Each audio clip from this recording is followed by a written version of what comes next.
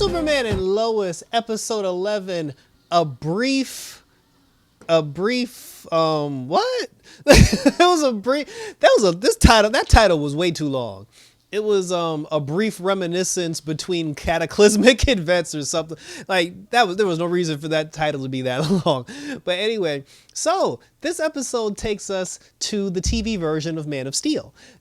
Because in the last episode, Clark had used, Superman had used all of his energy to stop his Kryptonian brethren, which weakened him, and it made him land in front of the Fortress of Solitude, where he tried to drag his dead carcass back in so he could restore his energy.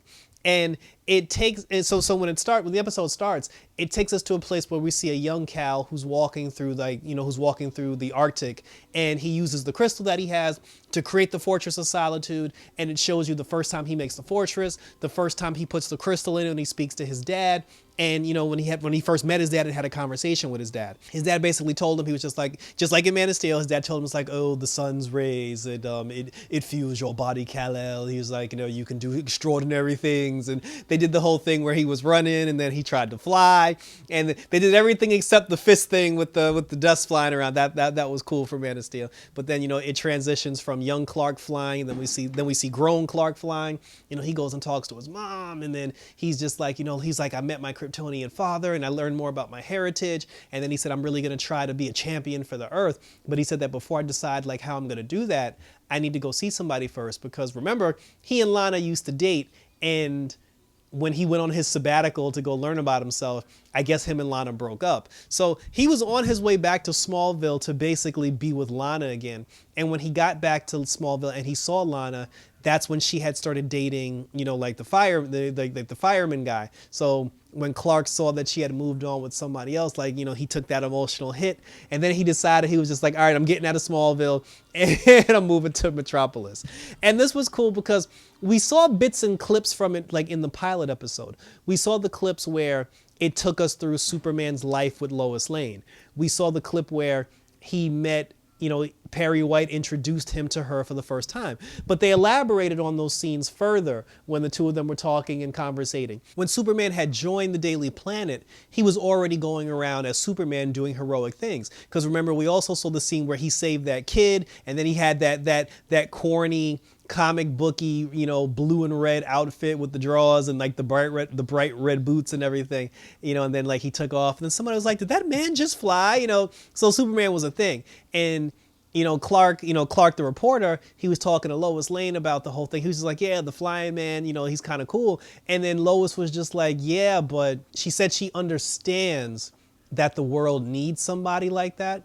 But she said the problem is he's taking away the headlines from actual, I don't want to say actual, but because everybody's worried about the flying man doing all these heroic things, saving all these big time things and all these natural disasters and blah, blah, blah. She said people are actually ignoring the little people, and they're ignoring the local people. Because she said that there's this guy who's going around destroying local businesses, and no one's talking about that because everybody's talking about Superman. And then Clark was just like, all right, well, he said, well, if you're doing the investigation, and he said, since I'm new, he said, let me do the investigation with you and I'll work on the story with you, because he was like, if you don't think anybody cares, he was like, I care. So then the two of them ended up for weeks and weeks, they were working on the story together. They were getting to know each other, like they were laughing, like this, that, and the third. And then Lois actually flat out flirted with him, because like when they had figured out, some certain information, Clark decided to call it a night because he was going to go do his Superman thing. But she was just like, oh, you don't have, she's like, she said, what are your plans tonight? And then he said he was basically just going to sit on the couch, eat some ice cream and watch the game. And then Lois hit him with the, well, you can always watch it with me. And then he was just like, uh-huh. And I don't know why he didn't go for it. I guess he was doing the whole, I'm a superhero, so I can't have a love interest. I must keep my life separate. But I was just like, bro, you should have jumped on it. But anyway, he was just like, he's like, I'll take a rain check. And then he said that, he loved working with her. And then she was just like, for the company or for, or I guess for, she was like, because of the job or for the company. And you're supposed, like in that situation, whenever a woman says that to you, or whenever somebody says that to you, your response is supposed to be both, but I definitely do enjoy the company. He was just like, in the most Clarkish way possible, he was like, oh, I think think that's a trick question. And I'm not gonna, and I'm like, bro, you dropped the ball on it.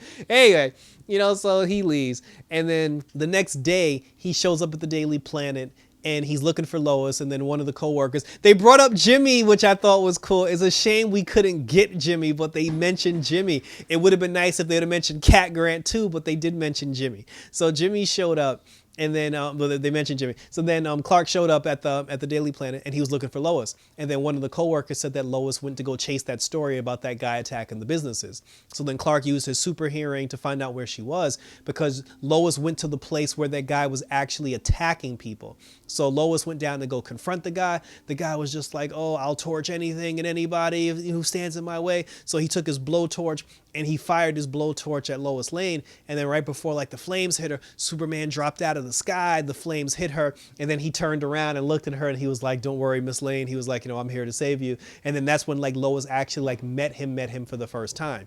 So Lois was actually the one who took down the villain because in an effort for Superman to save people, because the guy had thrown grenades at people, Superman flew in to protect the people. And then while he was distracted with Superman, Lois hit him with the right hook and like knocked him out. So then after that, he introduced himself and she was like, oh, what do I call you? The red and blue man, the flying man. And he was just like, you'll think of something. And then, and then he flew off. So then after that, the two of them got to know each other. She got to know Superman more. And she convinced Superman to do an interview like live on television. And when they did the interview, Lois was basically like, reading him the riot act. And she was just like, what are you doing here? What's your name? Where did you land? Where do you come from? She was just like grilling them. And then like the producer said cut. And then the producer was talking to Lois. And then the producer told Lois, she was like, first of all, you're coming on way too strong because we're not getting any information from him. And then she was like, second of all, he likes you, right? And then she was just like, he doesn't like me. She was just like, yo, she was like, girl, she was like, yo, that motherfucker like you. And then she said, well, it doesn't matter because she's like, I'm not interested in Superman. And then the girl was just like, oh my, she's like, I'm not interested in Superman, but she was like, I'm in love with somebody else. And I was like, wow, that's interesting because usually it's the other way around where Lois is into Superman and not Clark Kent. But this time she said that she was in love with Clark Kent. And then her producer was like the nerdy guy with the glasses. And then she was just like, yeah, she was like, no disrespect to Superman, but she said, I'm actually in love with Clark Kent. She said, the only difference is I haven't told Clark yet, but I'm in love with Clark Kent. And then she was just like, all right, girl. She was like, yo, do your thing, whatever. And then she was like, by the way, doesn't he have super hearing? And then like that was awkward. So she went back and then he was just like, hey, listen, it's not a big deal. It's no problem. And then they cut to a scene where now Lois and Clark are dating and they're, embracing their love and, running through the fields together and kissing and all this other stuff. They showed the scene where he introduced her to his mom for the first time and his mom met him. And then Clark and his mom were talking and then he was just like, like, I love her. And then she was like, well, if you love her, then go ahead and be with her. And he was like, I'm thinking about telling her my secret, so then his mom gave the blessing. He told Lois that he was Superman and which made her want to do him even more because first she's like, oh, I'm not into Superman, I'm into Clark Kent. But now that she finds out that Clark Kent is Superman, now she all over him. Then they showed the thing where they had the baby. And then she was like, oh, I hope I get a girl. And I was like, well, that's sad because we know how that whole thing turned out. And then, they ended up having the twins. And then while that whole thing was happening, Superman was seeing like these weird images appear. And then there was a moment where Lois was talking to the doctor. Well, she was talking to Clark at the doctor's office. And then Clark had walked away. And then Lois was still talking as though he was standing here. And that's when he realized, he was like, yo, what's happening isn't real. And then he snapped out of the dream sequence. Come to find out, because he exerted all of his energy when he took down his Kryptonian brethren, Morgan Edge knew that he would be in a weakened state. So Morgan Edge followed him to the Fortress of Solitude, broke into the Fortress of Solitude, put a device on Clark so he can get into his mind and see his memories. And he was just like, I've learned all I need to learn about you, Kal-El. He was like, you've dumbed yourself down for these people. He's like, these people are not fit to lick your boots, Kal-El, or mine. And you've dumbed yourself down to have your pitiful human connections and your pitiful human family. And then he was like, join me, brother, and let us rebuild Krypton. And then Superman was like, nah, son. He was like, all my life I've searched for a brother, and you've disgraced me and you've turned be down. And they did show some footage of Morgan Edge when it's funny because they showed footage of Clark using the crystal to create his own Fortress of Solitude. And Morgan Edge even said he was just like, why would you even create your fortress in the middle of the Arctic? That's weird. He was like, mine's in the desert where I can feel the sun across my skin. And then, they showed him like building his desert. I mean, I just assumed that Clark built his in the Arctic because nobody would even go there. But Morgan Edge said he built his fortress in the in the desert, and they showed him putting his crystal in, and they showed him meeting his father. And when he spoke to his father, there was a part where Morgan Edge, as a child, when he was talking to his dad, he spoke about Clark, and he was just like, oh, do I have a family? This and the third. And then his dad was like, there's your weakness. And that's his weakness. They brought up his weakness. His weakness is family. Morgan Edge has a weakness for family because even when he was talking to Clark, his whole thing was like, he desperately wants Clark to join him. It's not like, oh, I can just take over the world without you. He was just like, join. It's like, it's very important to Morgan Edge that Clark joins him because he desperately needs family. And then Superman was like, no, he was like, I can't do it. And then he was just like, fine. He was just like, I'll take the one thing that you hold most dear. He's like, he's like, in your weakened state, I will attack your family. So then, like Morgan Edge dips and he goes after his family.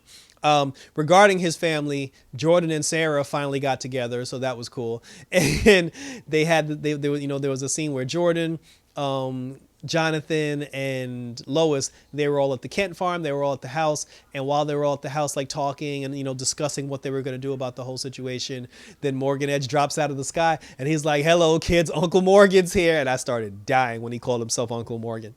And then because he told them, he was just like, he's like, if you don't want to join the cause, I'm going to attack your family. Now, to Jordan's credit, Jordan did try to step up and take on Morgan Edge, but he wasn't powerful enough. And Morgan Edge put him on his ass. And then right before, he was just like, oh, you're the distraction that needs to be eliminated in order for my brother to take arms with his family. And then right before Morgan Edge blasted the Kent family, Superman dropped out of the sky. And then Morgan Edge was like, I'm impressed, Kal-El. He's like, your strength knows no bounds. But then, he was just like, but you're still weak. And then, like he pointed, like his laser beams at his family. And he basically told him, he was like, pledge your allegiance to me, brother, or I would kill your family right here and now. And then, of course, Clark surrendered. He pledged he kissed the ring, what I'm saying? Like he dropped down to one knee and, he took Morgan, like Morgan Edge took him away to his desert fortress of solitude. And then when he brought him there, he put him under this machine because, Morgan Edge's dad, his whole thing is he's just getting off on the fact that he's able to control the son of El, because he just wants revenge because his whole thing is he's just jealous because Jor-El took his wife. So, but now he's like, I have your son, Jor-El. How do you like them apples? And even then, Morgan Edge actually destroyed the crystal that contained Clark's dad as well. So Clark's dad's gone now as far as we know. And then after that, whatever that machine was, he used some machine to put like the rage power into Superman and to turn Superman evil. And then we saw the moment where Clark's eyes turn red and then he got like the evil grin on his face. And now Superman's been turned, and the prophecy that John Henry Irons has been saying, because everybody tried to view him as the bad guy, the prophecy has finally come true. Superman has turned and he's going after humanity. And then Lois actually walked up to the phone. She picked up the phone and she was like, hi, John. She was like, you were right. She's like, everything that you said just came true. And I'm just like, really? So now we crawling back now we need Steel to save the day. And then that's how the episode ended, with Lois on the phone begging John Henry Irons to save them because he's been planning for this invasion his whole life. So he's the only person who'll know how to take him down. So that was it. My whole thing is this. Now that Superman has turned evil, now that Superman has turned to the dark side, if someone in the next episode does not reference any other hero on this planet, I'm going to be really pissed because it's going to be all over the news. We're going to see on the news like, oh, Superman turns evil. The Flash has a television, like the Legends have a television. Batwoman has they're gonna know. And for the love of God, even if you don't bring in Batwoman, if you don't mention the Flash, if you don't mention any of the other superheroes, for the love of God, Supergirl needs to know. Like, the whole thing about Morgan Edge and there's no way Supergirl doesn't get involved in this. And if Supergirl does not show up because like I said, I think we're getting 13 episodes of Superman, so we're approaching the season finale. If Supergirl does not show up to help with this fight against, like when Superman turns evil, if Supergirl does not show up to help defeat super evil Superman, I'm gonna throw something. And if someone does mention Supergirl, if someone's just like, oh, Superman's evil, we need help, then at the very least, someone at the very least should say, what about Supergirl and the DOE? Well, not the DOD, because the DOD was destroyed. But if someone has to say, oh, maybe we can contact Supergirl, then someone's like, well, she's been trapped in the Phantom Zone, because remember, she was trapped in the Phantom Zone for the first 8 episodes. If someone says Supergirl's not here, she's trapped in the Phantom Zone, fine, I'll accept that. I will accept that, but for the love of God, just mention the girl, because there's no way Superman turns evil and no one says anything about it. So that was it. Thank you for tuning in. Leave your comments below. Do you agree with me with the Supergirl thing? Are you going to be upset if no other hero, Black Lightning, nobody? Like, we ain't going to mention nobody? Like, if Steel's the only person that comes to help, I'm going to be really mad. But share your thoughts below. Like, what do you think about the whole situation? And do you agree with me or do you not agree with me? And what do you think they're going to do to help take down evil Superman? Share your thoughts on Twitter, share your thoughts on Instagram, definitely share your thoughts on YouTube, because that's where I'll definitely respond the fastest. So they'll put the comments in the comment section, and like I said, we'll roll out and see what theories and everything comes true. Check out my other videos, because the Batwoman season finale is coming up, so I'm definitely going to post that. Legends is still going strong. We've got Loki for all you Marvel fans. We're waiting for Supergirl to come back, to fill that. I guess she'll fill the time slot when Superman, officially ends. And like I said, we still got the Flash, and Titans is coming in August. So thanks for tuning in, guys. So until next week, for the Man of Steel, he's evil now. So we're looking for the black suit Superman next episode.